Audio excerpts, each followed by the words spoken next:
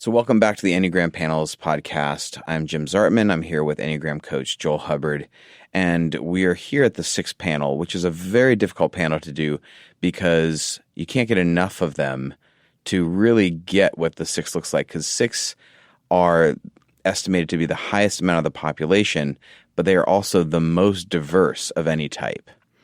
That they are. And I'm so glad you said that, Jim, because I was thinking how the diversity is so key to understanding all the types, because they are all so very different, even though they share these core motivations.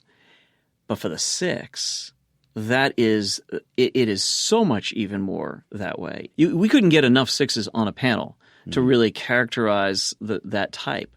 My wife happens to be a counterphobic 6, and she behaves way different than the phobic 6s. So a counterphobic 6 runs toward fear, while most phobic 6s, which are the majority of the 6s, run away from it. So that adds another layer to it, among the fact that already 6s are the most diverse of all of them. So it's really interesting. This particular panel did have some diversity in it. You'll hear some who are more expressive, more talkative, more extroverted. You'll get some that are far more introverted, shy, quieter types. Some that tend to be more impulsive as well. There are impulsive 6s that wouldn't appear necessarily to be scared. They're not counterphobic, but they'll go skiing, they'll go skydiving, they'll do those sort of things. But when you ask them about their impulse, what's going on underneath, it always is the same thing. It's this sense that I don't feel really supported. I'm always looking for support. I tend to have this looking at the world as unsafe, right? So everywhere I go, I walk into a room, my attention goes to what's safe, what's unsafe. And all the people that I've ever typed, including people who are from different cultures who are 6s, they say that's where the attention of the mind goes right away. What's going on in this room, this new place I'm going to. Some describe how they look for fire extinguishers almost immediately. Others are looking for, door exits. And for other people, it's not that. It's my attention goes towards people, who's safe, who's unsafe, And so it manifests in all kinds of different ways. But at core, it's this disposition that they see the world as fundamentally unsafe and unsupportive of who they are. And so they're working really hard at trying to create that sense of support and safety. Because of the large population of people in the head triad, especially 6s, there is a lot of targeted, I would almost say manipulative marketing, especially in political seasons and stuff like that, that really try and play on this fear. And so the repercussions of actually not dealing with the motivation of fear, of wanting to be safe, really does impact all of us. There are serious repercussions if we don't deal with our fear. There is the possibility of being manipulated if we don't deal with our fear. And I love one of my closest friends here, Ryan, is on this panel, and he introduced me to surfing. And he talked about how he enjoys going out on the big days and surfing. He goes, because this is real fear, and so much of what I deal with in my life is not real fear. Oh, that's so interesting. I thought it was such a fascinating statement, because he's like, when you're on this wave, you actually need to be concerned with the water and not falling off and hitting your head on the board and getting shoved under. And he's like, there's all these things that are actual fear. And he goes, this has actually helped me learn what it's like to deal with the fears that are less real, that are just sort of there poking at me throughout the day. That is so interesting. It just made me think of another 6 that said when bad things really it actually happen, they said that they feel the most calm in that space. Now, this is not speaking again of all 6s, because it's not true of all 6s.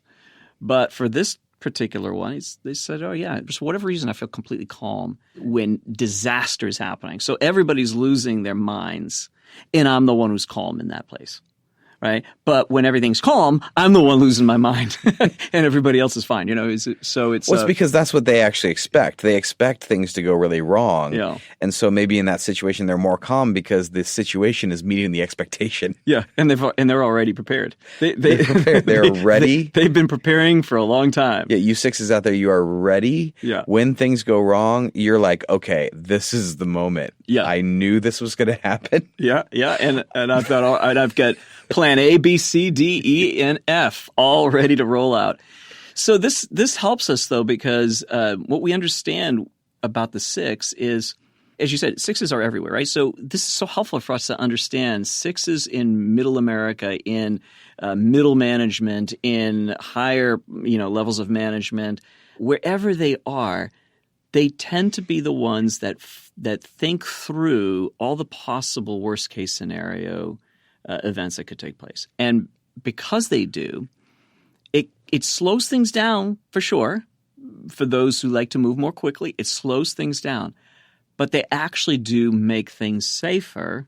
So once again, each type has a gift to offer the world. Mm-hmm. They make the world a safer place. They think about the person that's sitting by themselves alone and not being included into the group. At the same time, the six is able to hold hands with, say, the CEO and then the cleaning company. It's a remarkable capacity that they have. They're so full of compassion, one of the most compassionate types. And so they offer the world a tremendous gift. But the part that sabotages all this sometimes can be this just tendency towards fear and anxiety that the world's unsafe and I'm not supported. So for them, as they move towards growth, health, transformation, they're moving towards faith. They're moving towards a disposition that the world is okay. Things are okay. And it's really about, as you said earlier in another podcast intro that we did, was trying to get in all of our centers working together. So not just our head or just our heart or just our body, but all three working together. And for the six, that's really critical. And they need to learn how to get out of their head because otherwise they're spinning and spinning and spinning with fear and anxiety and get into their body. And when they do, there's a sense of faith and more of a calm that starts to take over. And they still produce a safe world. It's just that now they're not self-sabotaging by overthinking things, I've heard sixes talk about the impact for them of, taking off their shoes and putting their feet in the grass or in the sand. Like that when they get in nature, there is a settling for them. And I think that's really fascinating because there's something about having the capacity to be in nature and connect in that way that has a settling effect on them, but they're able to access a part of them that sometimes gets silenced by the fear when they are in that space. And the more a six develops the capacity to have that, the more integrated they become. Yeah. And that integration produces some of the most remarkable people in the world. And they can function at all levels of society, and they can function in a place of peace. Genuine sort of, faith, the world is good. But as we said before in another podcast intro, is that when the type learns to do the thing that they are the weakest at, when they do it, it's the most powerful thing. So for a six, when they actually lean into faith, their faith is remarkable. They have this sense of, yes, we can do this, and yes, we can move forward. And by the way, when they do it, they're bringing a lot of people with them because sixes always bring people with them. They're always thinking about who else is coming. So they're great gatherers, and that's a wonderful gift that they offer when they can, go from that phobic, spinning in the head kind of thing to a place of faith and then bringing people with them as well. Right, and just to clarify what you mean when you use the word faith, I don't want people just to interpret that in some kind of a spiritual or religious context. But you've said before that faith is the courage to imagine the positive, even if there's other negative things around, and to act on that imagination despite the very real possibility of failure. Yeah, I forgot I said that. That's Yeah, that's a good message for the 6, I think, because when they display courage, that's the other virtue of the 6, by the way, is courage. But when they demonstrate courage, my goodness, there's no one that can demonstrate the awesomeness of courage in the face of fear like a 6 can. Right, because bravery is not the lack of fear. It's taking the step in the face of fear. Yeah. That is what faith is. Yeah. And that's what these people can demonstrate when they have done their work and they are living into it. So let's get into listening to the 6 panel, talk about what it's like to be them. And remember, the 6 is so diverse, so we can't come close to scratching the surface of what it's like to be a 6 in one episode or 10. We'll have to do more with that at some point. But for now, we're going to jump into the 6 panel.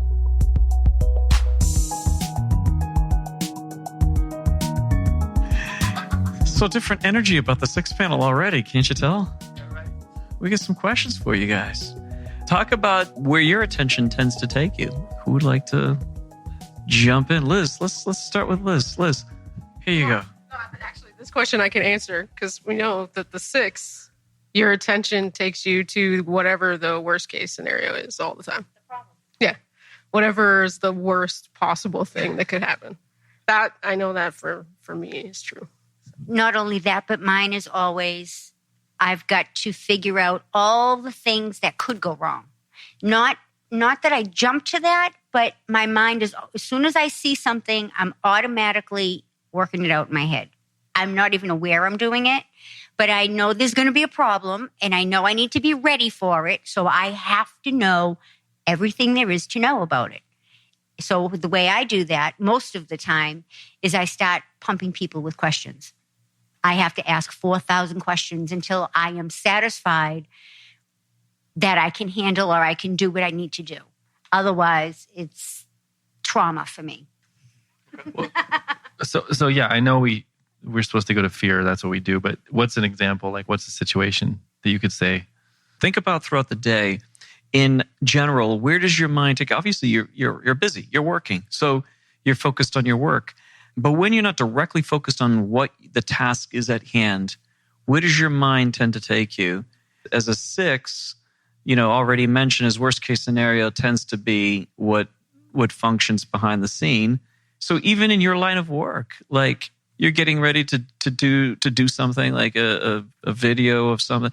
What's going on in your mind when you're doing that? Yeah. It's either going to be, okay, what do I need to do to prepare to make sure that we don't fail somehow? Or if I know if everything is in order, then it's what can I do to block myself from thinking that? So a lot of times it's like, what can I do just to like feel inspired or to just get distracted or something? Like first thing in the morning, instead of going right to the office where I have to face all this, I'll be like, let's go to Starbucks and meet somebody and hang out for a while and read and like just distract from that, just avoid it for a little while until it's like so present that I'm going to just have to jump in and be inspired to do it. Sort of how do I trick myself into facing these things? Okay. Yeah, because once you're in it, it's like you're handling it and you're actually more comfortable. But it's the before you're in it. It's like before I have to go up and give this talk or something, how can I distract my mind so that I don't, freak out before the talk or whatever? I agree with that. Although with me, like for instance, if I work in a dental office. So if I have to work with a patient who I know is difficult, I'll push it all over my desk. It'll be the last thing I want to do, but then I'll get irritated because it's hanging over my head. So that's when I turn around and I suck it up and I just pick up the phone and I just do it because I can't stand it hanging over my head. It's a worry. Like I have to worry about it until I get it done. And then once it's done, sometimes it's okay. Sometimes I'm like, wow, that wasn't so bad. And then other times I'm like, oh, thank God that's over. That's similar. Yes, that's why I wanted to comment because I agree with that. I'm the same exact way, other than it's kind of rare that I feel okay right away. I have to work it out in my head first. I'll just set that aside for a little while. But then because it's set aside, it's still niggling in the back of my mind. I got to do it because I need it over with because I'm going to worry about it all day. Yeah, right. When you asked that question, I wanted to say I try to do something inspiring to motivate myself. But then I realized somewhere behind there was hiding that fear. Well, I think going back to the original question, which is where does your attention go? like from a work day type perspective, my attention always goes to whatever task or event that's going on that day that I want to do the least. And even if I'm working on something else, I'm always thinking like, oh, we have this meeting at 2:00 that I'm not, looking forward to. So, that's where my, like, on a day-to-day basis, that's where my attention would go to whatever that thing is that I don't want to do. It's like, okay, everything's fine. Everything's totally fine. Is it fine? Oh, just a second. Let me think about it. Yeah. No, it's fine. Oh wait a second. I have this call on Thursday that I have to worry about. Everything's not fine. It's never okay. That is so interesting. I didn't know that. So there's something in the back of your mind because there's something coming around the corner, something to anticipate. It could even be akin to like after this talk, I'll be like, oh, that was great. I did really great. I did really great, didn't I? What am I missing? No, I was an idiot when I said that one thing. And then I'm going to focus on that.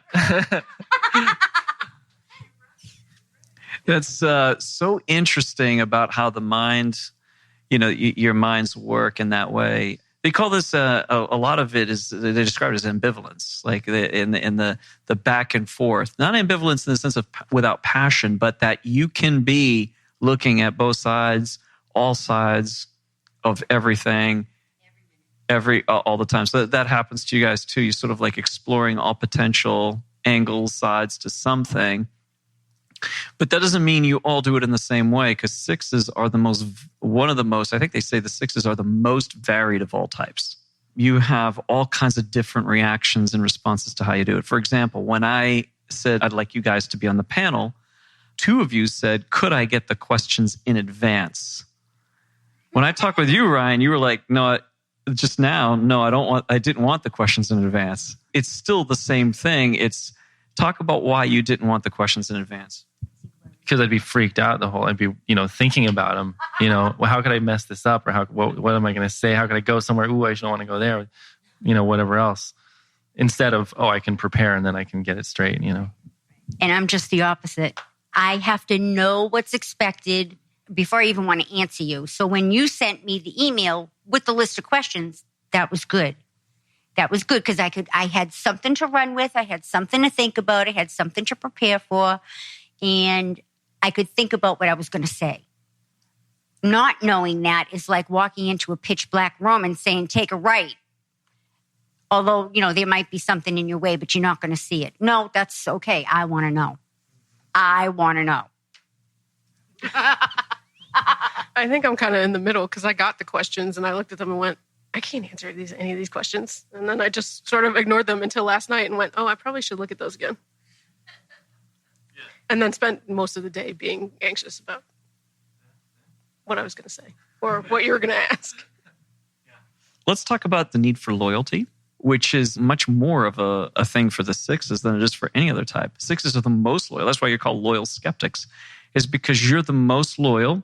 At the same time, you can be very skeptical. So what's in being loyal? Why is loyalty important to you guys? I'd love to hear about that. For me, being loyal to other people and vice versa keeps it safe because I can trust that. I can depend on that.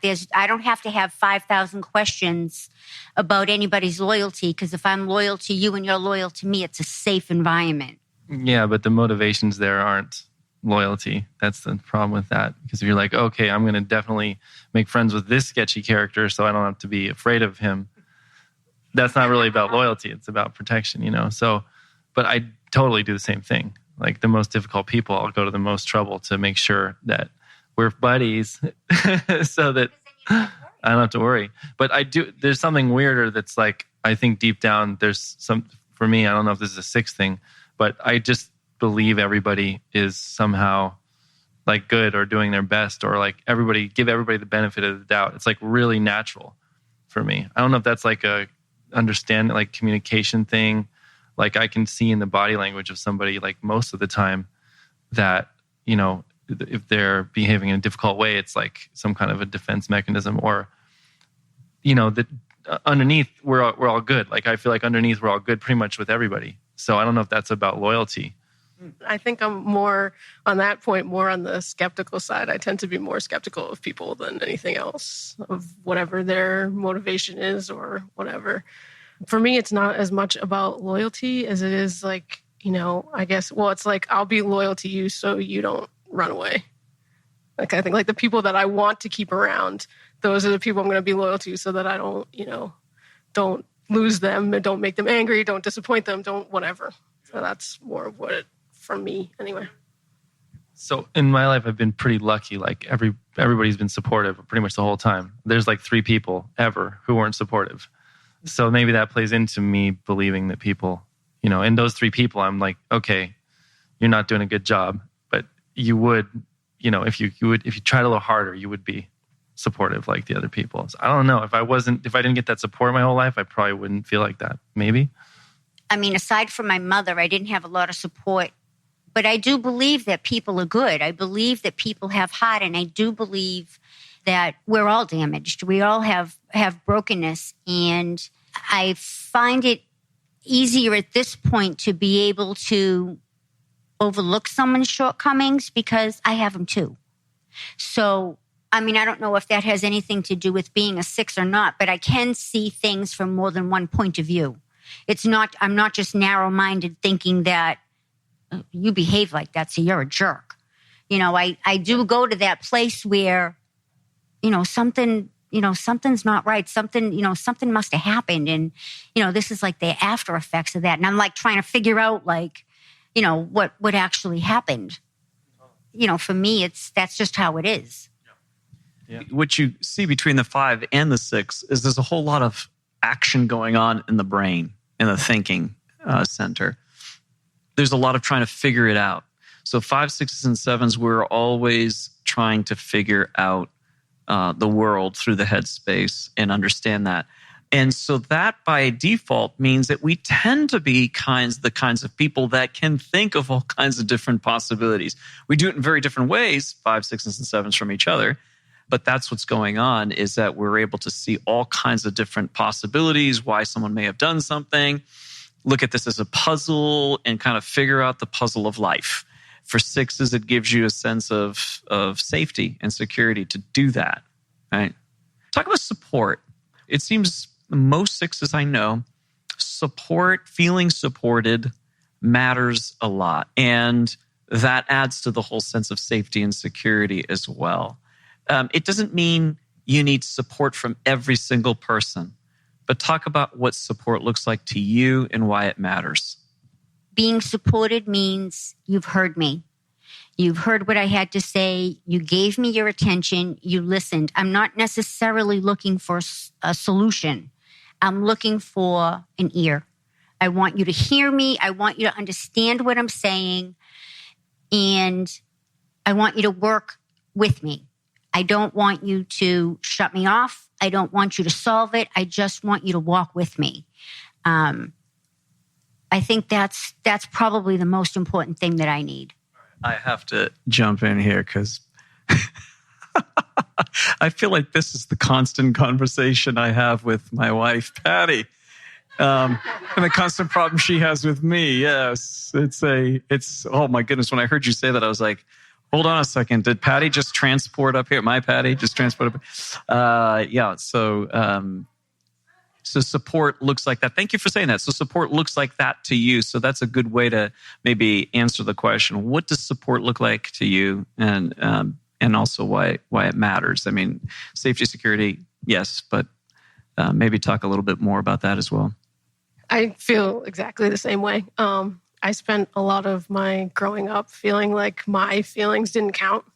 Nobody cared what I was feeling or how I felt about certain things. And so I'm always looking for that, those people that I feel like they do care and they are listening to, just listening. I totally agree with that. It doesn't necessarily, I'm not looking for you to, save the world. Don't fix it. No, I just want you to listen and pay attention and understand, try to understand. Not even that you have to totally understand, but at least make the effort. Yeah, I think it's what you're talking about. For me, it's about communication. It's like you want to speak to people and have them understand, really get what you're saying. I had an ex-girlfriend who wouldn't get it. And this would go on forever. Like my current wife, she'll get it. Right away, she'll understand. Or if she's not paying attention, I'll be like, hello. And then she'll understand, thank you. or she'll understand. She's like, I understand. I don't have to say anything. No, you're supposed to say, I understand. Okay. And then she's like, okay. But at least Respond like you heard. I'll just tell her what to say, because no, she's transported into him now. but but it's funny because I know she gets it, and so I'm just telling her exactly what to say, so it'll be okay. Because I feel secure in the situation, whereas with in the earlier situations it was like I wasn't feeling secure. I was like, where I'm not being understood, and this isn't working out. So support's like being understood. That's right. I guess. Yeah. Okay. But then there's like a deeper existential thing about support. That's like everybody should be supportive. They should. If they're not, then the world is wrong. The whole world is wrong. Like the whole universe is wrong. Because there should be inherently good behind everything, behind everybody. So if they're not ultimately supportive, so they must be. And in most cases, almost all of them, they are. So let's talk about how you grow. What are the things that you guys are doing? Because you this group up here, you're very self-aware. You know what you're doing. You can observe yourself doing it, or at least you have a lot of self-knowledge. The second level after that is really the self-awareness, the ability to see yourself doing it in the moment. Oh, there's my 6, and it's behaving in this way in this moment.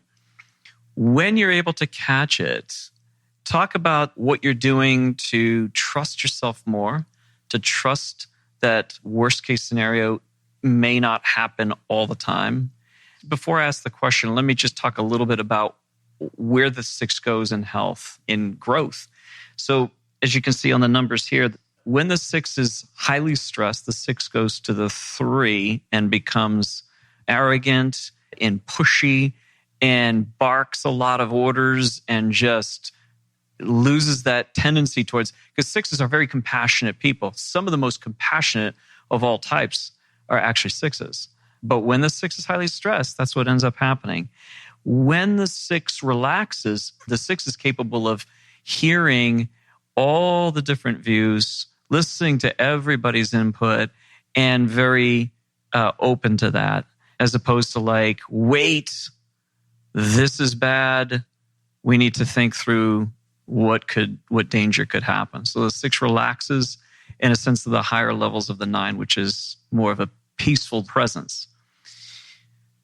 The thing for 6s is, it's not all the time, but many times you start off in the worst case scenario.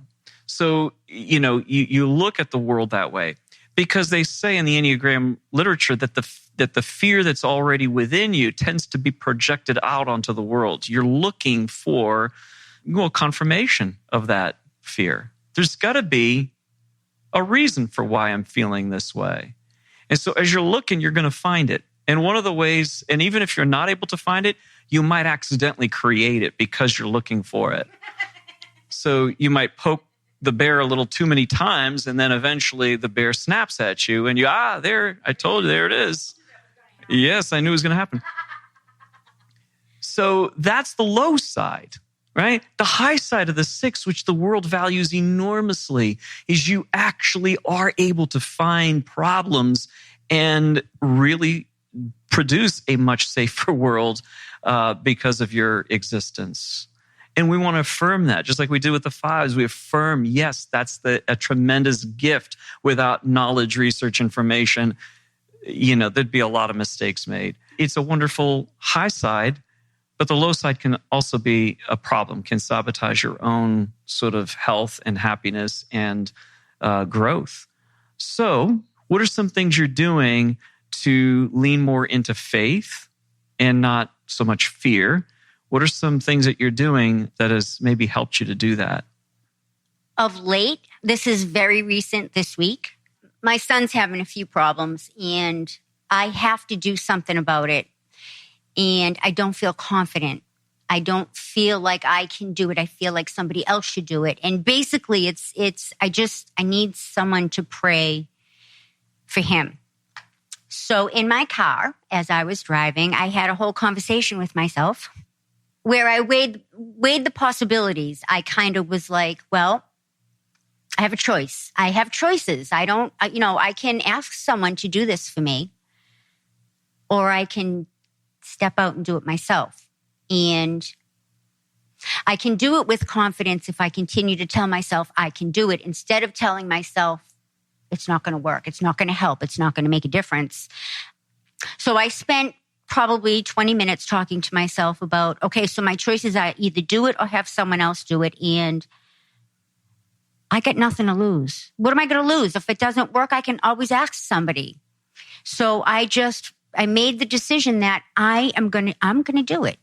I'm going to do it, and I'm going to do it confidently, and we're going to see what happens. And if it doesn't work, it's okay, because I still have options. So I really have to push myself. I have to convince myself that I'm capable. Because I think the worst part of it is not feeling like I can. And giving myself permission without someone saying you can do it, giving myself permission to do it helps me feel more confident. Because I came to that decision myself. You talked about the morning where you have a little routine to, if I did this thing for a little while where I have a 4-year-old who was always crazy in the morning. I did this thing where we'll watch a nature show on TV. I'll drink tea and we have a little snack first thing, or I'll read and he'll play next to me. And if we just do something like that, annoyingly, that does seem to make a big difference. Or at night, if I read before bed, no matter how late or whatever it is, read something spiritual before bed, that seems to make a difference. So we're getting into you're supposed to meditate, and that's supposed to help. Does that answer the question? I was thinking when they were answering the previous question, talking about, seeing the good in everyone and seeing other people's positions. To me, that sort of sounds like where, you should be going. But I honestly, that's kind of where I'm struggling. I'm stuck. I don't know how to go. I can definitely go to the 3. I can go to the low side. I do it every day at work. I'm I go to work, I'm going to do everything. I don't care how much work you give me. I'm going to get everything done. I definitely see that, but I have not figured out how to go the other way. What's the worst that could happen? I don't know. I know, obviously, I've known exercise, just doing that helps a lot. I don't know if that's a cop-out, though, because you're kind of just, you're doing something different that's, relieving your whole system. I don't know if that helps. But, if I know, something tough is coming up and I don't know what the solution is to it, I know that I should, just relax, and you can't change, what's coming up in the future. You can't change it. But that, just being able just to relax, I guess just exercising and doing all those things just brings the whole system down to a level of relaxation. But there's no mental thing where I can be I'm not in control. I have faith. It's going to be fine. That's pretty rare if that happens. That would be the thought process. Another thing that I do is all day long, I have conversations with God. And I find that if I talk to him about something that's on my mind that I need to do and I don't want to do it, I feel better, and I feel that it wasn't as bad as I thought it could be in my mind. It's always oh, I did that. Well, I did that. So it's not as scary the next time I have to do something if I follow that process. Yeah. And just for context for everybody, I think the point here is that when we get anxious about something, we get so anxious that it's debilitating anxiety. It could be just about something that's not even really a big deal. That's why we're trying to figure out how to get around this. Yeah. And that's the 6. They're at the anchor point of the head triad, which the head triad people tend to deal primarily with the emotion of anxiety. That's predominantly what shows up, more so than the other emotions. It's not that 6s don't feel other emotions. We feel all the emotions. It's just that's the one that tends to function for head types more so. Patty, before I jump into some of the coaching things that might be helpful for you guys as 6s, I just want to hear from you as well.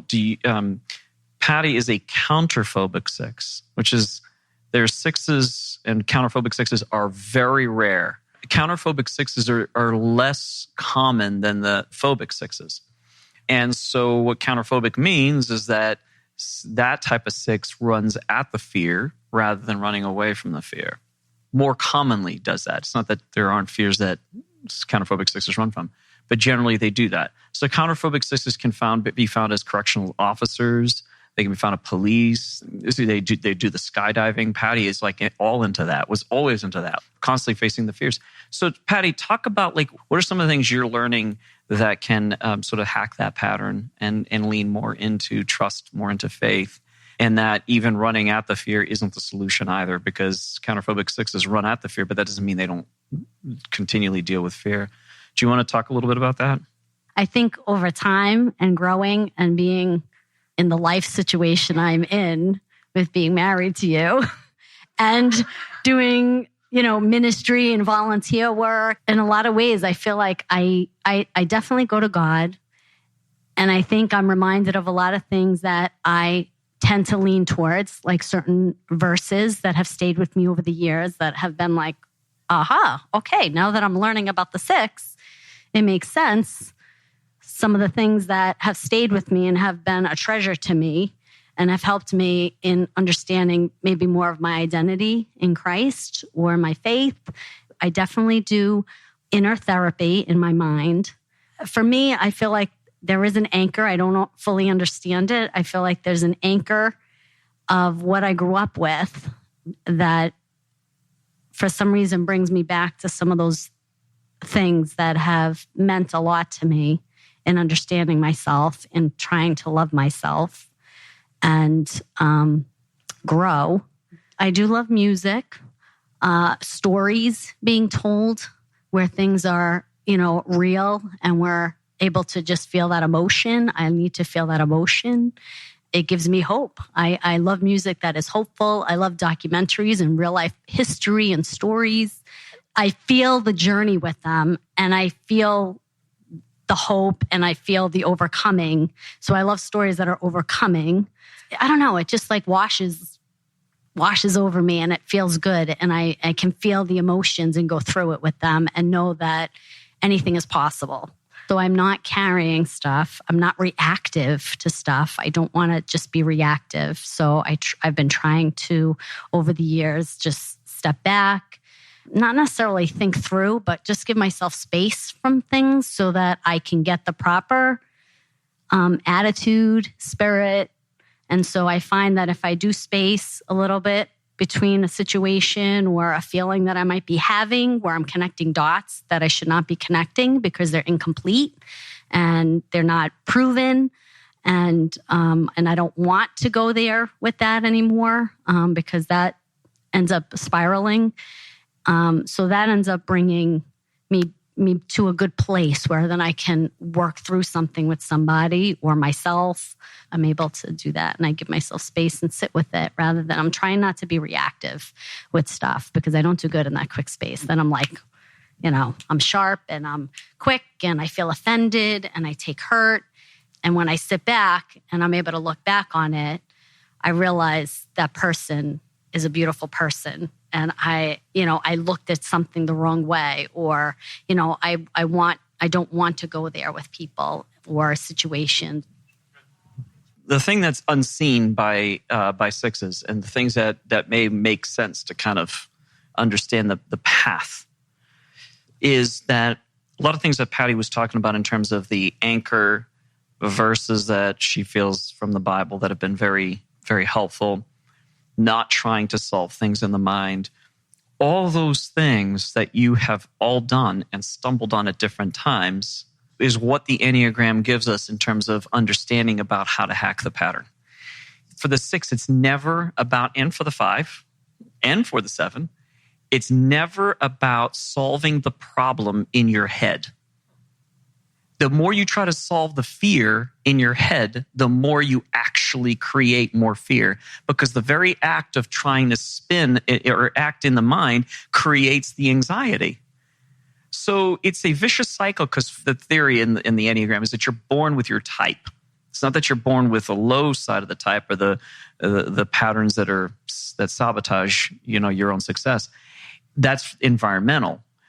But you're sort of born the way you are. And we all know that if you have siblings, and even if you're raised the same way by your parents, as siblings, you all respond very differently and you look differently. So The 6 was born already with a predisposition towards looking for danger in the world. What happens is because you're in your head, it's already, you've got a little bit of anxiety that you're born with. And then in addition to that, you spend so much time in your head, which creates more anxiety, which then you try to resolve by more thoughts and more thinking, which creates more anxiety. And that cycle and that's the spinning. That's what you're experiencing, is the spinning. And so the way out is actually to stop that completely. Like, it's not going to ever be resolved up here. It's by getting into your body. That's what they call grounding patterns or grounding techniques. So the spiritual experiences that Patty has described, that you guys have had, are spiritual experiences that cause you to leave that cycle and get into the emotions. So in Patty, you talk about watching stuff that evokes emotions. I have never understood why you did that for years of marriage. I would never watch those with you. I was like, this is like, why would you want to do that?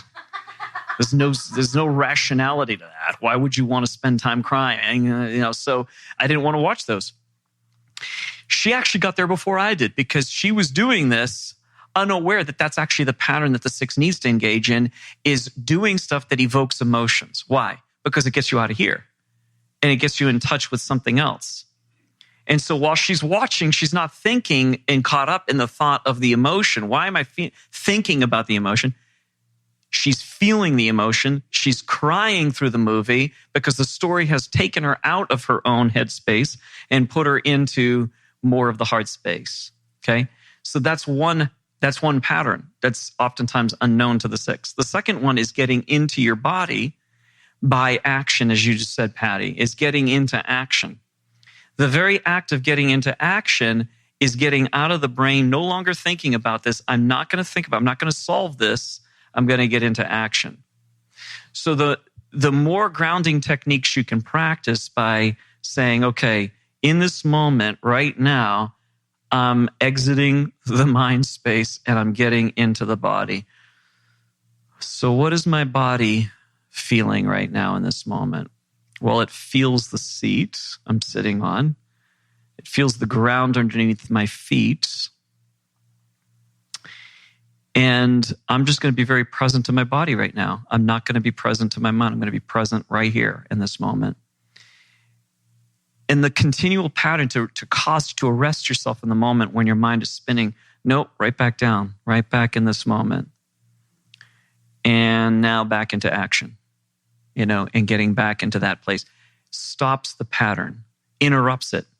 And it may be multiple times that you have to do it before it becomes something that's habitual and your system starts to go, oh, I get what we're doing here. Because as it is with the 1, you feed the inner critic. You guys heard the 1s, the 1 panel. The 1 panel has to do with the inner critic. The more they actually perfect and try to be perfect, the more that the inner critic becomes louder in their system. It's the same thing for every type has one of those. Yours is the more you feed the fear, the anxiety, worst case scenario, planning, thinking, well, the more the thing it comes alive within you. So it's always going against the type that then hacks that pattern. And it's frustrating because when you hack it and you get into that place of peace, guess what you're going to do? Go right back to the head. How did that work? That's a fascinating thing. I've got to solve this. How did that happen? And you go right back to your head instead of acknowledging there was no thought that got me there. It was getting into my heart space. When you're playing with your son, when you're in that place, your heart is connected, right? You're describing that as that's one of the things that's sort of centering. It's not efficient. You're not getting anything done. Definitely not. It can be like, but that's that, and that is what actually slows the system down, slows the mind down. You stop spinning and you're present. And that's one of the techniques as well, is doing things like that. Yeah, please. So what's weird about, you said we go back to the head. It's kind of like, football players, they have to huddle to just regroup and debrief. Okay, what's going on here? And it's weird because it's like probably our sense of self almost lives in the head. So we can go live through this body experience and feel really present, feel great. But then just to get back in touch with, it's like it's very hard to be ourself, exist as a self in action. It's like we have to kind of pull back out and be like, whoa, what was that? Okay, let's go back in again. And I think maybe there's something about becoming, sentient inside the action self instead of just in the head self. Yeah, absolutely. Because body types already know this. There is a wisdom about that motion that body types into it. So, and they do that. And that's what we can learn from each other is watch how the different types actually do and not so much think in that space. And by the way, this applies to the fives. I didn't say as much in terms of coaching for the fives, but this is exactly what all head types need to practice. So when you were talking about singing, Ron, and that connects the heart, that's the thing that stops the cycle. And you were describing that. That's precisely what happens. So it's not about thinking about why am I feeling this emotion, but no, I'm feeling the emotion and I'm embracing so I'm shutting this off intentionally, the rationalization, and I'm experiencing emotion. Heart types know this. Fours, do I have any fours in the room? Fours know this without thought. It's like, of course you feel. Of course, why are you thinking, rationalizing about feeling? You feel. And that's what I want to bring attention to is the sixes. You're already doing things. It's just you're not aware that you're already figuring some of this out. So you're bringing attention to, I'm already succeeding in certain areas of my life. All right. So instead of focusing on, and then, how did I do? Did I perform poorly? Instead of focusing on that, you're actually paying attention to the successes you've had and you're building on those. You're drawing energy from that space so that you can continue to do the things that are actually working. It's just that the natural, the groove, well-worn groove for you sixes is go back to the thinking again. Geez, I did that really well. Why? How did I do that? And instead of just like, oh, that felt good and my body loves it and my heart loves it. That's great. And that's where it stops, Yeah. Questions? Yeah. So I was thinking about all you guys are saying and wondering, when we try to grow, do you take risks when you push ahead and not knowing what's in front of you? But my mindset is I really don't want to be limited. And so that stays with me. Like I want to experience things with life. I always want to feel like I'm moving forward. And it doesn't mean that I am like, yeah, let's go. And I will research something. I will read the contract in full before I sign it. Like I will, look, I remember buying our first house. I had a book and I found a whole book on bank vocabulary. Like I wanted to understand what all the terms meant. So I knew what I was dealing with beforehand. But at the same time, I will take a step of faith. I want to be able to go there. I don't want to miss out on something. It's like the river only comes by once. You never step in the same river. The water's always flowing. And so to me, I don't want to miss some of those opportunities. So I don't want to live without faith in my life of taking steps. And I want to be able to look back and see how far I've come with stuff and how far I've maybe brought my son and my family with me and stuff and leave kind of a legacy like that. And so I work kind of like against the grain at times, but I still find I do my due diligence, but I will go in the other direction if I feel like there's a step of faith I need to take. And I'll take a risk like in public with different things. I'll be like, well, I'll never see these people again, so I will do this. And if I fall, I fall. If I fail, I fail. If I make a fool of myself, I'll never see them again. And yet I get a chance to try something fun, and different. But the risk thing, so like I definitely do a lot of risky sports and things like that, but those are calculated. Like they don't really consider those risks, I'm being careful. But I have done a few times in my life, taken some big risks. Like if I'm not going to go into detail, but if you can think of, exposing something about yourself to the last person you'd want to know about it. And having a kid had a similar effect to the other thing. These type of risks have been like identity shattering, and they took years, 3-4 years to recover from and to build back up. And it's weird because it's not really the same problem as the six problem, because the six problem is just being anxious about everything. But those kind of risks, it's like almost like we're blind to those risks. We're not thinking like, oh, this is something I'm anxious about. This is just something you jump off this cliff and try something, and then you have to figure it out. Yeah. But it's good to do. Well, no, that's right, because it's not as though You sixes haven't done that before, that every aspect of all your entire life is all filled with constant fear and hesitancy to do anything. You have actually done things that were very courageous, and so you draw again on those things. I have done those things. I've jumped before I looked, and it turned out okay. Just could you share a time or an experience where you felt like at your absolute best or healthiest in spite of everything else and the fears that run around? I mean, like a year ago, I just felt like super grounded, like almost like a different person. I don't know what it was. It was just timing was good or something, with maybe work was going well and I was exercising enough and the weather was good. And I don't know what all it was, but yes, it felt great. It felt like I was leaving the 6 world. I was really just like, felt grounded, I think everything got me to this place of being like, pass off the anxieties, like not taking the anxiety seriously, being like that type of person who's not worried. Somehow everything just led to this crescendo where I was like that.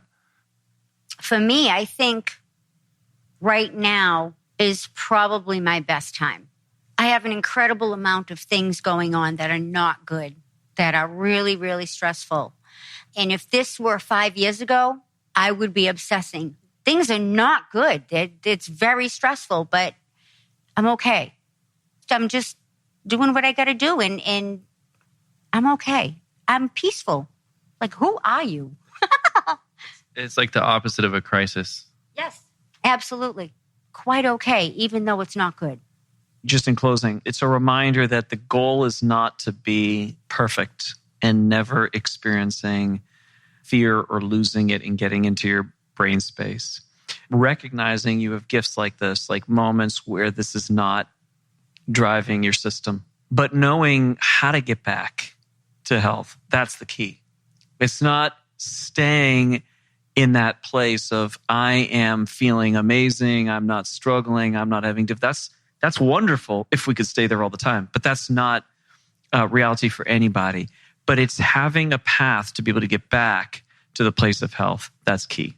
And so once again, it's the practicing of the getting into your heart space. What touches your heart? What makes you weep? What makes you happy? What makes you lose yourself because you're having so much fun? Those are the things that are important for you to ask yourself so that you can get back to that place. What are the things that help me to get into, out of my head? I need to get into action. I need to get into motion and not think about these things. I need to be grounded. So how do I do that and get back to that place again?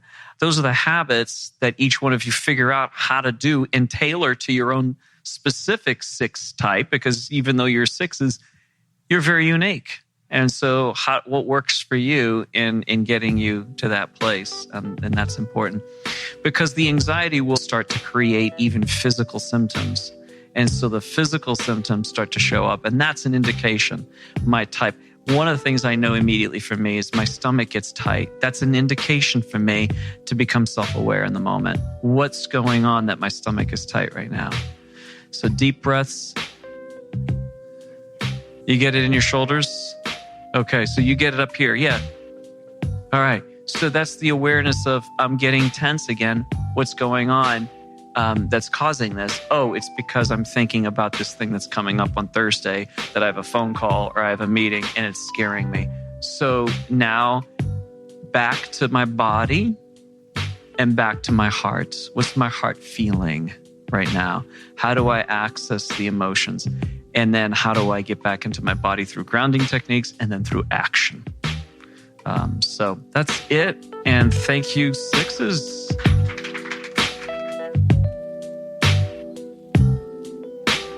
Well, I cannot believe we are getting so close to the end of season 2, but we are already planning some things for season 3 that I think are going to be really helpful. We are just starting to scratch the surface of the growth process. But before we do that, if you've been going on this journey and you're not sure where you land and you'd really like to find out, you can do a typing interview with Joel. It's $150. You can contact Joel through his website, www.joelhubbard.com, and you could set up a typing interview over the phone, over Skype, and it will help you get set on the right path. You can also contact Joel there to do an event, come speak, coaching, whatever else you need to, get a hold of him. If you need to get a hold of me, my site is www.jimzartman.com. My wife and I are offering specifically some couples coaching so that you can better design the relationship you want. Make it as healthy as possible so you can enjoy it and not just fix things once they go wrong. If you haven't joined our Facebook page yet, you can do that because we will have some content and some questions and some things to process in between seasons because there will be a gap between the two seasons. So join us at the Enneagram Panel's Facebook page. This show is produced by me, Jim Zartman, at Talkie Records Studios in Lynn, Massachusetts, and made possible by Vine 39 Church in Stoneham, Massachusetts. Thank you to all of you who have left reviews on iTunes. It helps people find the show. And you can also let people know it's now available on all the different platforms. But we will leave it there for now and see you back for the season finale with the 7 panel next week.